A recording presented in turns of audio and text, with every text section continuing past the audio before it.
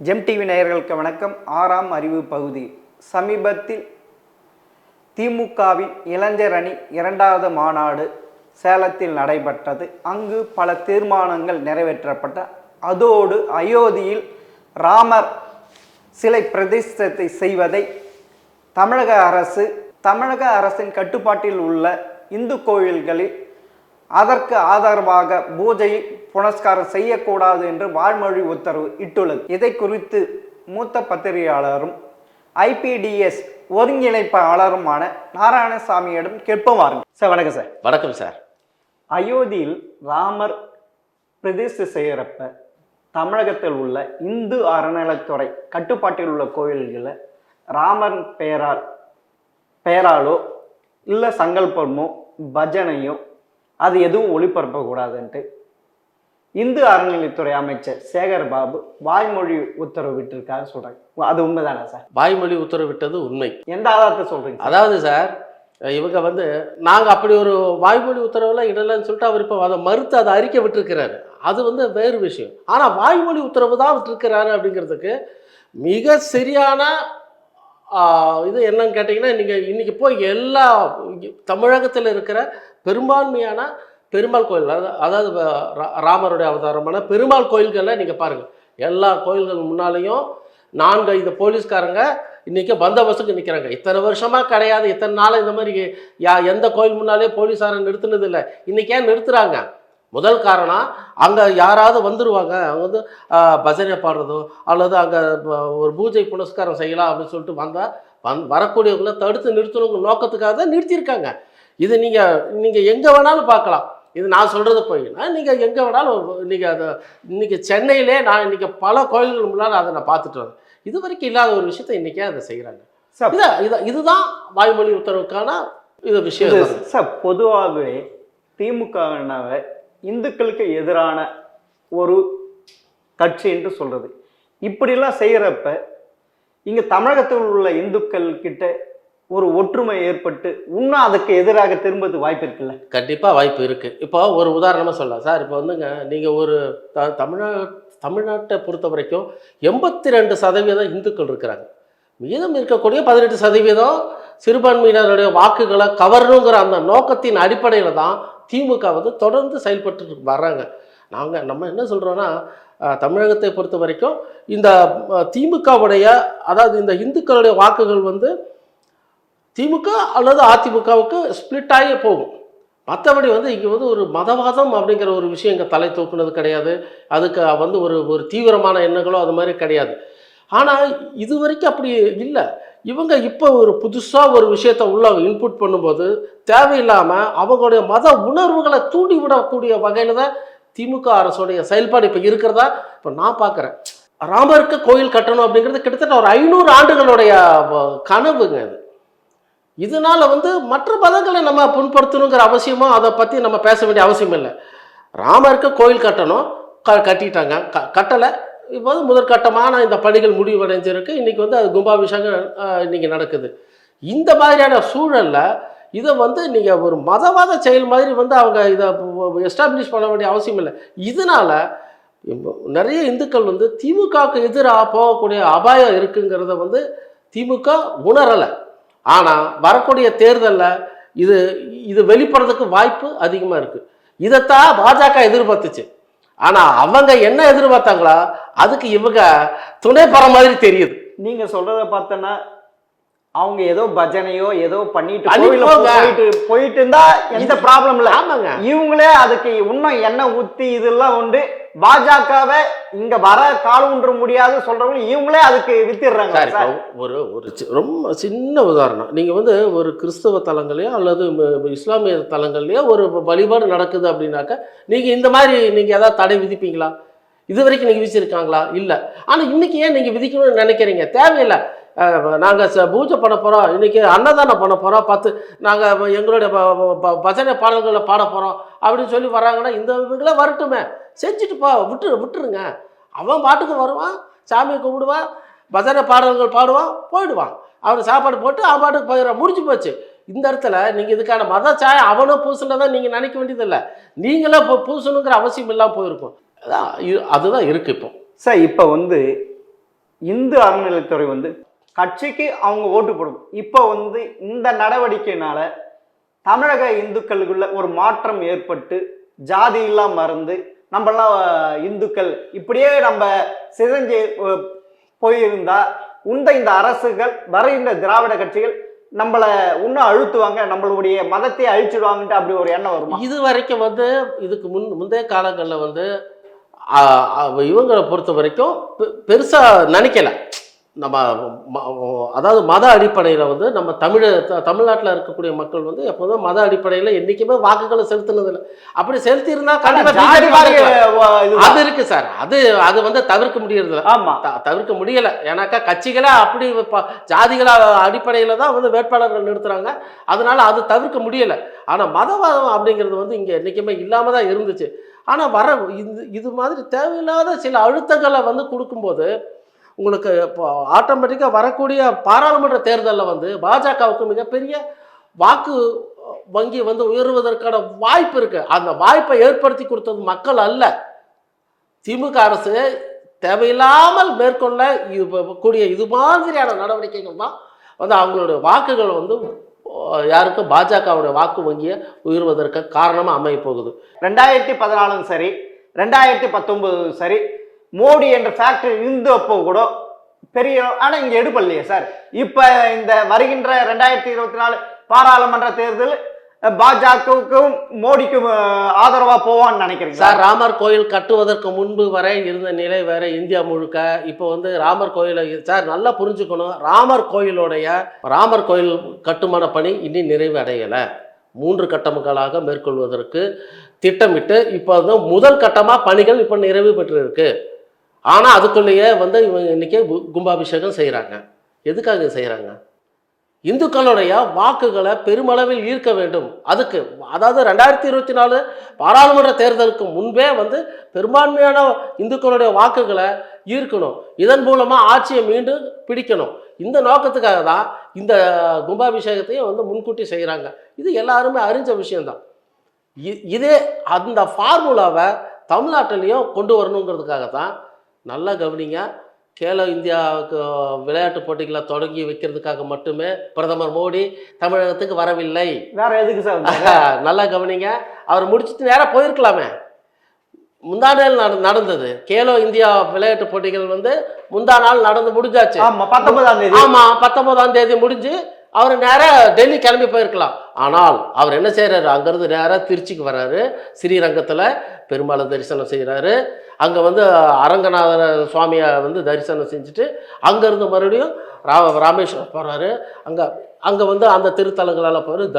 தனுஷ்கோடிக்கு நேற்றுக்கு போயிருக்காரு. இதெல்லாம் முடிச்சுட்டு பிறகு தான் இங்கேருந்து அங்கே போகிறாரு.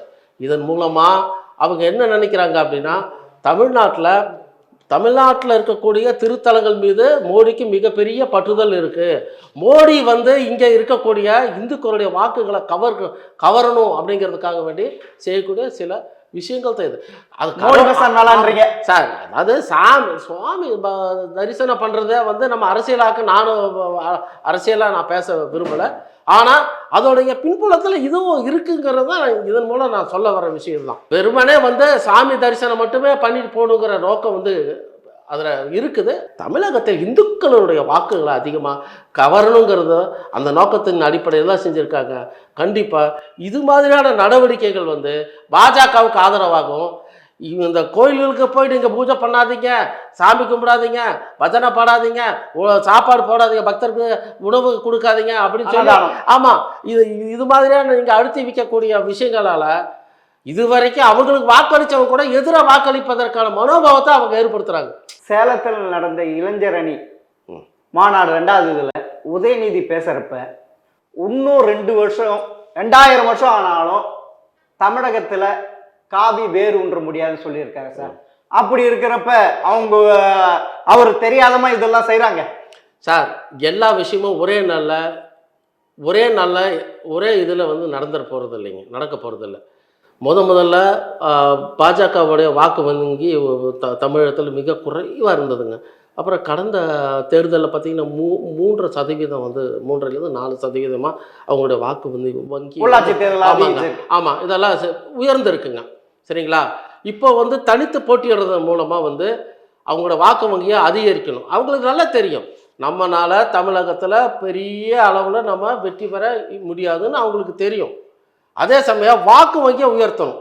அவங்களுடைய டார்கெட்டு இந்த எலெக்ஷன் இல்லை, அடுத்த எலெக்ஷன் தமிழ்நாட்டை பொறுத்த வரைக்கும் சொல்கிறேன். அடுத்த எலெக்ஷன்னா 2027 சட்டமன்ற தேர்தல். அதில் வந்து அதிக அளவிலான வாக்குகளை இருக்கணும். அதாவது அந்த இதில் அதிகமான தொகுதியில் பிடிக்கணும். அதை பேஸ் பண்ணி தான் இன்றைக்கி வந்து அவங்க அதை போயிட்டுருக்குறாங்க. அதனால் இவங்க சொல்கிறாங்கல்ல, உதயநிதி சொல்கிற முடியாதுன்னு சொல்கிறாங்கல்ல, முடியாதுன்னு சொல்லிக்கிட்டு முயலாமை அப்படிங்கிற அந்த கதை தான் ஆயிடக்கூடாதுங்கிறதா நான் இதன் மூலம் சொல்ல வர விஷயம். எப்படி பார்த்தாலும் இவங்க உதயநிதி ஸ்டாலின் சொல்கிறது இன்றைக்கி இல்லை என்றைக்கு இருந்தாலும் வர முடியாதுன்னு சொல்கிறதால அதெல்லாம் ஹம்பக். அவங்க வந்து அவங்களோட மூமெண்ட்டை அடுத்தடுத்த கட்டங்களை நகர்வுகளை நோக்கி அவங்க செஞ்சு போயிட்டு தான் இருக்கிறாங்க. ஆனால் நிச்சயமாக வரக்கூடிய எலெக்ஷனில் வர இந்த பாராளுமன்ற தேர்தலுடைய முடிவுகளை பாருங்கள். பல இடங்கள் அவங்க 2ஆம் இடத்தை பிடிப்பாங்க. பாஜக பல இடங்கள சார் அதிமுக சார் 2 திராவிட கட்சி இருக்கிறப்ப எப்படி சார் இன்னொரு இப்போதான் வெறும் 4% வச்சிருக்கிற கட்சி எப்படி சார் 2000 வர முடியும்? சார் 2014 எலெக்ஷன் மறந்துருக்க மாட்டீங்கன்னு நினைக்கிறேன். 2014 எலெக்ஷனில் சரிங்களா, பாஜக எத்தனை இடங்களில் வெற்றி பெற்றது? தமிழகத்தில் கன்னியாகுமரி தொகுதியில் வெற்றி பெற்றாங்க. தருமபுரி தொகுதியில் அன்புமணி ராமதாஸ் வெற்றி பெற்றாரு. அதே இங்கே சிபிஆர் வந்து மிக குறைந்த வாக்குகள் வித்தியாசத்தில் கோவை தொகுதியில் 19% வாங்கினாங்க. அந்த கூட்டணி 19% வாங்கினது கூட்டணி ஒரு காரணமாக இருந்ததுங்கிறது மறுப்பதற்கு இல்லை. ஆனால் நான் என்ன சொல்ல வரேன்னா, நீங்கள் 2014 மிகப்பெரிய ஆளுமைகள் 2 பேர் இருந்தாங்க. திமுகவில் கலைஞர் இருந்தாரு, இங்கே ஜெயலலிதா அம்மையார் இருந்தாங்க. மிகப்பெரிய ஆளுமை இருக்கும் போதே 3 இடங்கள்ல அவங்க வெற்றி பெற்றிருக்கிறாங்க. 2 இடங்களை விட்டு பல இடங்களை வந்து 2ஆம் இடத்தை அவங்க பிடிச்சிருக்கிறாங்க. அப்படி இருக்கும்போது வரக்கூடிய எலெக்ஷனில் ஏன் சார் வர்றதுன்னு நினைக்கிறீங்க? அதுக்கு காரணத்தை நான் சொல்கிறேங்க. எடப்பாடி தலைமையிலான கூட்டணி பெருசாக வலுவாக இல்லை சார். முதல் விஷயம் தான். 2ஆம் இடத்துக்கு வர்றதுக்கு வந்து எடப்பாடி தலைமையிலான கூட்டணி வலுவாக இல்லை. வலுவாக இல்லை. இப்போ அவங்க வாக்குகள் கேட்டு போகிறாங்க சார். இந்தியா கூட்டணி சார்பில் வந்து வெற்றி பெற்றால் யார் பிரதமர் வேட்பாளர்கள்? ஒன்று ராகுல் காந்தியோ அல்லது மம்தா பானர்ஜியோ அல்லது கார்கே, இவங்க யாரையாவது ஒருத்தரை முன்னிலைப்படுத்தி பேசுறதுக்கான வாய்ப்பு இருக்குது. இங்கே பாஜக தலைமையிலான கூட்டணி மோடி தான் பிரதமர்னு சொல்லி பிரச்சாரம் பண்ணுவாங்க. எடப்பாடி தலைமையிலான கூட்டணி யாரை முன்னிலைப்படுத்தி பிரதமர் சொல்லி வாக்குகள் கேட்டு போவாங்க? எப்படி அவங்கள நம்பி மக்கள் வாக்களிப்பாங்க? நீங்கள் யோசிச்சு பாருங்க. அப்படின்றீங்க சார். எப்பயுமே ஏற்கனவே ஜெயலலிதா இருக்கிறப்பயே அதிமுக 42% இருந்து சார். அப்படி இருக்கிறப்ப அந்த சதவீதம் அப்படியே தானே இருக்கும். இல்ல அது குறைஞ்சிருச்சு சார். குறைஞ்சிருச்சு. ஆமா சார். உள்ளாட்சி தேர்தல் 19% குறைஞ்சிருச்சு சார். காரணம் ஆனா பார்லிமெண்ட் இதுல இப்படியே போயிடாது இல்ல சார். இல்ல 96 ஜெயலலிதாவே தோத்து போயிட்டாங்க அந்த ஆட்சியே இருக்க. அப்படி இருக்கிறப்ப திருப்பியும் எடப்பாடி ஏன் மேல வர முடியாதுன்றீங்க சார்? வருவதற்கான வாய்ப்பு இங்க மிகவும் குறைவா இருக்க காரணம் வந்து சார், நீங்க 3 விதமா பிரிஞ்சு இருக்காங்க சார். 3 இல்ல 4 விதமா பிரிஞ்சு இருக்காங்க. அது நம்ம சொல்ல வேண்டியதில்லை. ஓபிஎஸ் தலைமையில அவங்க ஒரு தனி, இங்க சசிகலா, அமமுக டிடி தினகரன், எடப்பாடி. ஆனா இவங்க என்ன சொல்றாங்க, நாங்க தான் உண்மையான அதிமுக, எங்க கையில தான் இரட்டை இலை சின்னம் இருக்கு, நாங்க தான் உண்மையான அதிமுக அப்படின்னு இவங்க சொல்றாங்க. ஆனா நீங்க கடந்த தேர்தல், இப்போ நீங்க உள்ளாட்சி தேர்தலே பாருங்களேன், இந்த அவங்களால இதுல பெருசா தென் மாவட்டங்கள்லயோ வட மாவட்டங்கள்லயோ வந்து பெருசா அவங்களால வந்து வாக்குகளை ஈர்க்க முடியலையே சார். அப்பனா நீங்க சொல்றத பாத்தீங்கன்னா திமுக வந்து சொல்லுது என்ன தெரியுமா, எங்களுக்கு எதிராக அதிமுக தான் இருக்கணும், 3ஆவதா இன்னொரு கட்சி வரக்கூடாது. அப்படின்னா நீங்க சொல்றது ஓரளவுக்கு ஒரு உண்மையா எடுத்துக்கலாமா?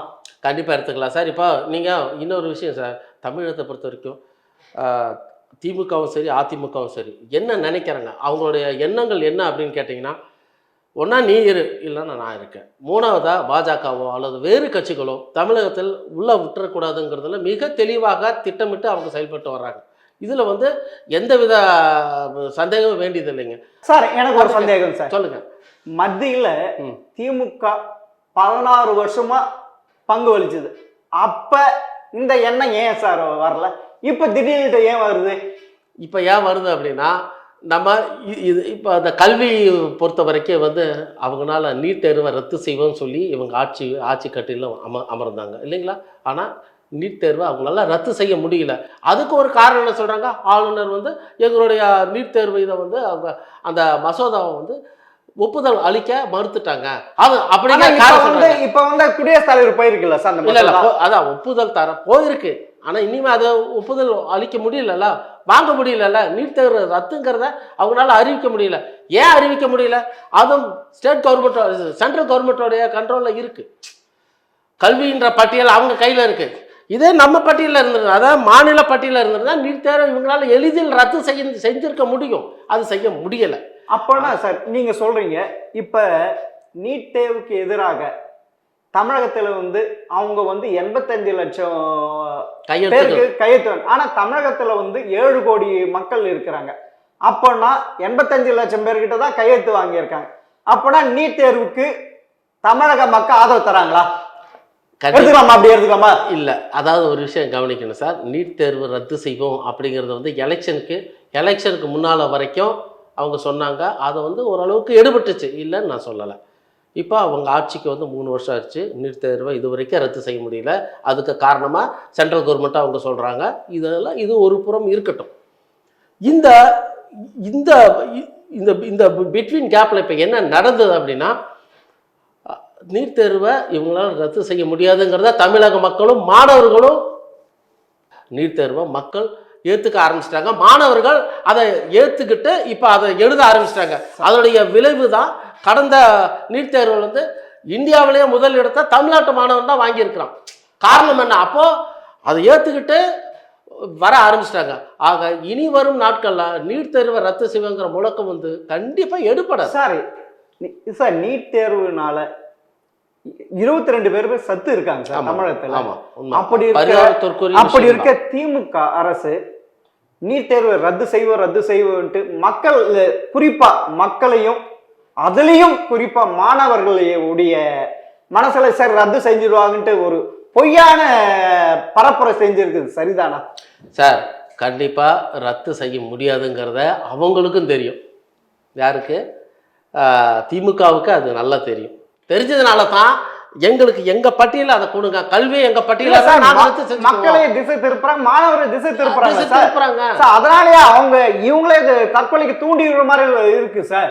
நாங்க ரத்து செய்வோம்ட்டு மக்களை ஏமாத்திட்டு இருக்கிற மாதிரி, மாணவர் ஏமாத்திட்டு இருக்கிற மாதிரி. ஆனா இனி அந்த கோஷம் எடுபடலைங்க, எடுபடாதனாலதான் நீங்க வந்து அந்த 22 மாணவர்கள் இறந்து போயிட்டு தான் அந்த புள்ளி விவரம் இருக்கு இல்லைங்களா.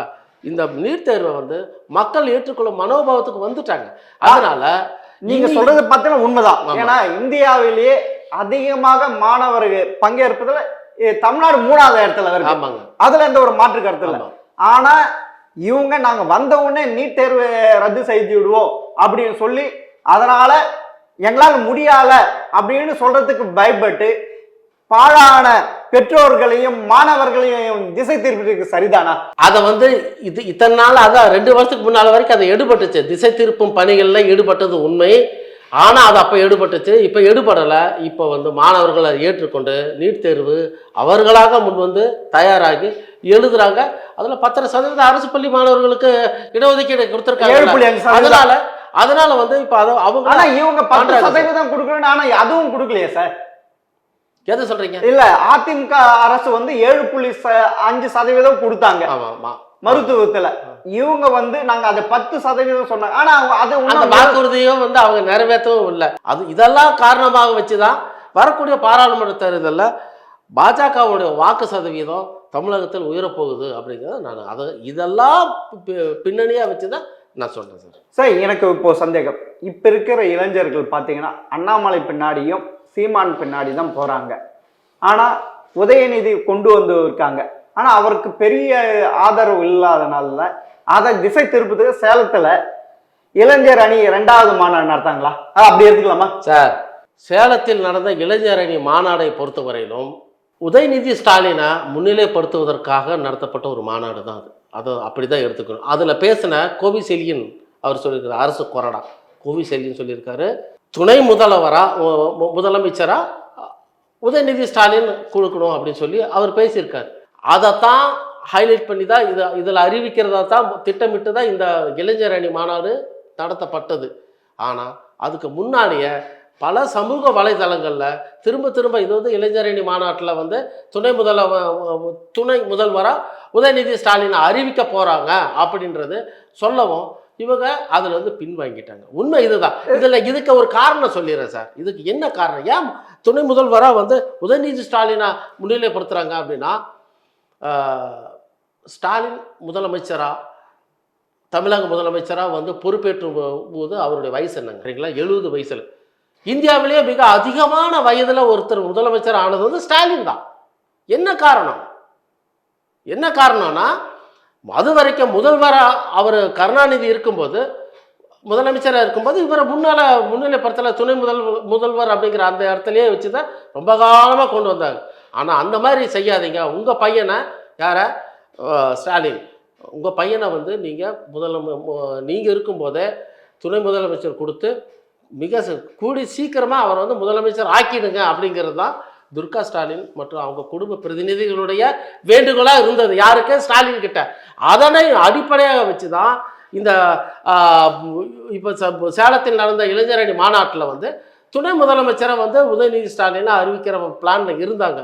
ஆனால் கடைசியாக அது வேண்டாம், இது திரும்ப திரும்ப குடும்ப ஆட்சிங்கிறது ரொம்ப சொல்கிறாங்க, நம்மளை வந்து கேவலப்படுத்துகிற மாதிரி இருக்குது, அதனால் இப்போதைக்கு அறிவிக்க வேண்டாம்னு அவங்க அது வந்து இப்போ சைலண்ட் ஆகிட்டாங்க. சார், தமிழக அரசியலில் சீமான் மிகப்பெரிய சக்தியை உருவெடுத்துட்டு வர்றாரு. அவர் பின்னால் மிகப்பெரிய இளைஞர்கள் அணிவகுத்து நிற்கிறாங்க. அவர் வந்து பல தேர்தலில் சொல்கிறார், என்னுடைய இலக்கு இது அல்ல, என்னுடைய இலக்கு 2030. அவர் பல முறை பல இடங்களில் சொல்லியிருக்காரு. இப்போ கடந்த தேர்தலில் பார்த்தீங்கன்னாக்கா 8% இருந்த அவருடைய வாக்கு வித்தியாசம் வந்து வர்ற பாராளுமன்ற தேர்தல் அவருடைய இலக்கு வந்து 15%. கண்டிப்பாக நான் அதை எட்டி பிடிப்பேன்னு அவர் சொல்கிறார். வாய்ப்பு இருக்குது. ஏன்னா இளைஞர்கள் நிறைய பேர் அவங்க பின்னால் இருக்காங்க. அதுக்கு அடுத்தது அண்ணாமலை மீதான இளைஞர்களுக்கு நம்பிக்கை. அதான் நான் இந்த இதில் நான் என்னுடைய இதாக பதிவிடுறேங்க. ஆமாம், இவர்களுடைய வளர்ச்சி அவர்களுக்கான எச்சரிக்கை. ஏன்னா பாமக அந்த இடத்துல வர்றதுக்கு வாய்ப்பு இருக்குல்ல சார்? சார் அறிஞ்சது தானே சார். சார், இப்போ ஒரு விஷயத்த நான் சொல்லணும். பாமகவில் வந்து அன்புமணி ராமதாஸ் இருக்கார் இல்லைங்களா, அவர் ஒரு நல்ல இளைஞர், நிறைய ஒரு சமூக சிந்தனை கொண்டவர், ஆமாம், நல்ல அறிவாளி. இன்னும் சொல்ல போனா அவர் 108 ஆம்புலன்ஸ் அவர் தான் கொண்டு இதுவரைக்கும் யாரும் மக்களால் மறக்கவே முடியாது. சுகாதாரத்துறை அமைச்சராக மத்திய சுகாதாரத்துறை அமைச்சராக வந்து அவர் இருக்கும்போது 108 ஆம்புலன்ஸ் வந்துச்சு. அது வந்து இது வரைக்கும் வந்து உலகம், அது இந்தியா முழுவதும் வந்து அது மிகப்பெரிய தாக்கத்தை ஏற்படுத்துகிற அவர் ஒரு முக்கியமான நபர். ஆனால் அவரே வந்து பார்த்தீங்கன்னாக்கா அவருடைய மைனஸ் என்னன்னாக்கா, ஒரு குறிப்பிட்ட வகுப்பினருக்கு பின்னால் தான் அவங்க அணிவகுத்து நிற்கிறாங்க அப்படிங்கிற ஒரு இமேஜ் இருக்குது சார். அந்த இமேஜினால் அந்த ஒரு குறிப்பிட்ட சமுதாய மக்கள் வந்து அவங்க பின்னால் அணுகித்து போகிறதுக்கு வாய்ப்புகள் இருக்குது. ஆனால் பொதுத்தளத்தில் மிகப்பெரிய அவருக்கு வந்து ஒரு பெரிய வாய்ப்பு இருக்குன்னால சொல்ல முடியாது சார். ஆனால் இன்னொரு விஷயத்த இந்த இடத்துல ஒரு பதிவிடுறேன். என்ன விஷயம்? பாட்டாளி மக்கள் கட்சி வந்து அன்புமணி ராமதாஸ் தான் இப்போ வந்து ஒரு ஆக்டிங் தலைவராக இருந்துட்டு இருக்காரு. எனக்கு அவருக்கு வயசாயிருச்சு. நிறுவன தலைவர் டாக்டர் ஐயா ராமதாஸுக்கு வந்து அவருக்கு வயதானதுனால அவர் ஆனால் அந்த கட்சியில் ஆரம்ப காலங்கள்லேருந்து பின்தொடர்ந்து அப்படியே பயணித்து வராங்க பார்த்தீங்களா, அவங்கள நிறைய பேர் அவருக்கு எதிரான ஒரு மனோபாவத்தில் மனநிலையில் இப்போ இருக்காங்க. நிறைய இடங்களில் அன்புமணி ராமதாஸ் வந்து பழைய ஆட்களை மதிக்கிறது இல்லை, எங்களை புறந்தள்ளுறாங்க. அப்புறம் ரெண்டாவது காடுபட்டி குரு வந்து அவருடைய மறைவுக்கு இவரே ஒரு வகையில் ஒரு காரணமாக இருந்தார். அவருக்கு எதாவது ட்ரீட்மெண்ட் கொடுக்கறதுல வந்து அவங்க கொஞ்சம் சரியாக செயல்படலை. அன்புமணி ராமதாஸ் அவர்கள் வந்து பெருசாக ட்ரீட்மெண்ட் கொடுக்கல அப்படிங்கிற மாதிரி அது ஒரு சொல்கிறாங்க சார். அதுக்கு அவர் கொடுத்துருந்தா அவரை காப்பாற்றிருக்கலாம். இந்த மாதிரியான காரணங்களை முன் வச்சு பாட்டாளி மக்கள் கட்சி இல்லை வந்து மிகப்பெரிய ஒரு எதிர்ப்பு அணி வந்து அதுக்குள்ளேயே புகஞ்சிக்கிட்டே இருக்கு சார். அப்பனா ரெண்டாவது வாய்ப்பு இருக்கு. அதுதான் இதன் மூலம் நான் சொல்ல வரேன். வரக்கூடிய இன்னும் ஓரிரு சில இது வந்து இது வரைக்கும் யாருமே வெளித்தலங்களில் வராத ஒரு எக்ஸ்க்ளூசிவான ஒரு தகவல் தான். இன்னும் மிக மிக குறைந்த காலத்தில் பாட்டாளி மக்கள் கட்சி 2ஆக உடைவதற்கான வாய்ப்பு இருக்கு. சார், அது வரும்போது அப்பனா இப்ப வந்து ஒரு சமயம் திமுக உதயநிதியை துணை முதலமைச்சர் ஆக்கனா அங்க இருக்கிற பழைய ஆட்கள் திமுக இப்ப இருக்கல அது ஏத்துக்கு அங்கேயும் உடையறதுக்கு வாய்ப்பு இருக்கா? 100% ஆதரிப்பாங்களோ இல்லையா, எந்த இடத்துலயும் உடையாது. ஏன்னு கேட்டா திமுக அது குடும்ப கட்சின்னு ஆயிடுச்சு சார். அவரே அதை தானே சொல்றாங்க. ஆமா, எங்க கட்சி குடும்ப கட்சி தான், நாங்க வந்து எங்க கழகத்தில் இருக்கிறவர்கள நாங்களாம் ஒரே குடும்பம், அதனால இது ஒரு குடும்ப கட்சி தான் அப்படின்னு சொன்னாலும் அதனுடைய இன்னொரு அர்த்தம் குடும்ப கட்சி தான். இந்த கட்சியில எங்க குடும்பத்தில் இருக்கக்கூடிய நபர்கள் எல்லாம் தான் வந்து உங்களை ஆட்சி செய்வாங்க, அதனால நீங்க அதை ஏத்துக்கோங்க அப்படிங்கிற நீங்க எல்லாருமே ஏத்துக்கிறதுக்கு தயாரா தான் இருக்காங்க. இதுல உன்ன துரைமுருகன் வந்து கலைஞர், அப்புறமா ஸ்டாலின், அப்புறமா உதயநிதி, அப்புறம் இன்பநிதி கூட வருவார். அது வரைக்கும் நான் உயிரோடு இருக்கிறேன்னா நீங்க சொல்றது பாத்தீங்கன்னா அவங்க திமுக இருக்கிற கட்சி உறுப்பினர்கள் அந்த குடும்பத்துக்கு அடிமையா தான் இருக்கு. ஜனநாயக மன்னராட்சி சொல்லலாமா சார்? ஜனநாயக மன்னராட்சிங்கிறது வந்து நம்ம ஒரு புது வார்த்தையை சொல்லி வேணா போட்டுக்கலாமே இல்லையா, உண்மை அதுதான். உண்மை அதுதான். நீங்க அவர் மட்டும் சொல்லலைங்க, இன்பநிதி வந்தாலும் நாங்கள் அதை அவரை ஏற்றுக்கோம் அப்படின்னு சொல்லி அவர் மட்டும் சொல்லலை. கே நேருவும் அதை சொல்கிறாரு, ஏவா வேலுவும் சொல்கிறாரு, மகேஷ் பொய்யாமொழி சொல்கிறாரு, தங்கம் தென்னரசு சொல்கிறாரு. இது எல்லாருமே வந்து இந்த பெரிய தலைவர்கள்லாம் ஏற்றுக்கொள்ள தயாராக இருக்கும் போது எதுக்கு எதிர்ப்பு வரப்போகுது, எதுக்கு ரெண்டா கட்சி உடைய போகுது? அதெல்லாம் அந்த வாய்ப்பெல்லாம் எதுவும் கிடையாது. இன்னும் அந்த கட்சி ரொம்பவே வலுவாக தான் இருக்கும். அதுவும் இந்த எலெக்ஷனில் அவங்க திமுக தலைமையிலான கூட்டணி வந்து வெற்றி தமிழகத்தில் மீண்டும் ஒரு பெரிய வெற்றி பெறுவதற்கான வாய்ப்பு கட்டாயம் இருக்கிறது. யாருக்கு சார்? திமுக தலைமையிலான கூட்டணி வர 2000 பாராளுமன்றத்தில் 2024 மிகப்பெரிய வெற்றியை அவர்கள் ஈட்டுவதற்கான அடுத்த சட்டமன்ற தேர்தல் அதை எதிர்பார்க்க முடியாது கட்டாயமா. அதுல அதை பத்தி இப்ப குறைவு சார், கஷ்டம், சிரமம். ஏன்னா அப்பனா நீங்க சொல்றத பார்த்தீங்கன்னா இரு திராவிட கட்சிகள் 2026 காணாம போயிடும் அப்படி சொல்ல முடியாது. இரு திராவிட கட்சிகள் அப்படின்னு நான் இப்ப சொல்ல முடியாதுங்க. அதுக்கான வாய்ப்பு இருக்கு. ஆனா இல்ல சார், வரக்கூடிய பாராளுமன்ற தேர்தலில் திமுக தலைமையிலான அணி கண்டிப்பா மிகப்பெரிய வெற்றி பெறும்ன்றீங்க. ஓகே, 2026 பொறுத்த வரைக்கும் இவர்கள் திமுகவுக்கான வாய்ப்பு குறைவு. ஆனா அந்த இடத்துல யார் வருங்கிறத கண்டிப்பா இந்த வரக்கூடிய இந்த 2 ஆண்டு ஆட்சி தான் வந்து முடிவு செய்யும் சார். அது வரைக்கும் நம்ம பொறுத்திருக்கோம் சார். இப்போ வந்து திமுக வந்து டோட்டலி இந்துக்களுக்கு அகைன்ஸ்டா இந்து அறநிலைத்துறையை எடுக்குது. அப்பனா இது இந்து அறநிலைத்துறையா இல்லப்பனா இந்து மத அழிப்புத்துறையா சார்? இவங்க எடுக்கிற இந்த நடவடிக்கையெல்லாம் பார்க்கும்போது நீங்கள் சொன்ன மாதிரி அப்படி தான் சொல்ல தோன்றுகிறது. இந்து அழிப்புத்துறை அப்படின்னு சொல்லிட்டு, இந்து மத அழிப்புத்துறை அப்படின்னு தான் சொல்ல தோணுது. ஏன்னாக்கா இவர்களுடைய கொள்கைகளும் கோட்பாடுகளும் வேறு, சரிங்களா? ஆனால் இந்த கொள்கையை கோட்பாடுகளை வந்து திணிக்காதீங்க. நீங்கள் வந்து உங்கள் இயக்கத்தோடு சேர்ந்து நான் என்ன சொல்கிறேன்னா, திமுகவிலேயே வந்து இது ரசிக்கலை. நிறையா திமுக கட்சிக்குள்ளே இருக்கக்கூடிய பல இந்துக்கள் வந்து கோயிலுக்கு போகிறாங்க, குண்டம் மிதிக்கிறாங்க, காவடி தூக்குறாங்க, பால் காவடி, பன்னீர் காவடி, எல்லா காவடி எல்லாமே இது பண்ணுறாங்க.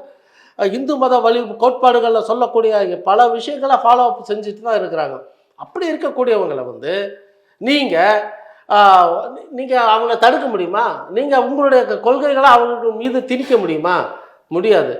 ஆனால் நீங்கள் உங்களுடைய கொள்கையை உங்களோட வச்சுக்கோங்க. இதை வந்து அந்த மக்களுக்கு எதிராக வந்து திணிக்கிறத வந்து கைவிட்டால் அது வந்து அவங்களுடைய திமுகவின் எதிர்காலத்துக்கு நல்லது. சரி சார், நீங்கள் சொல்கிறத பார்க்கறது 2024 ரிசல்ட் எப்படி இருக்குன்னு பார்க்கலாம் சார். உங்கள் பொன்னான நேரத்தை ஜெம் டிவி மிக்க நன்றி சார். நன்றிங்க.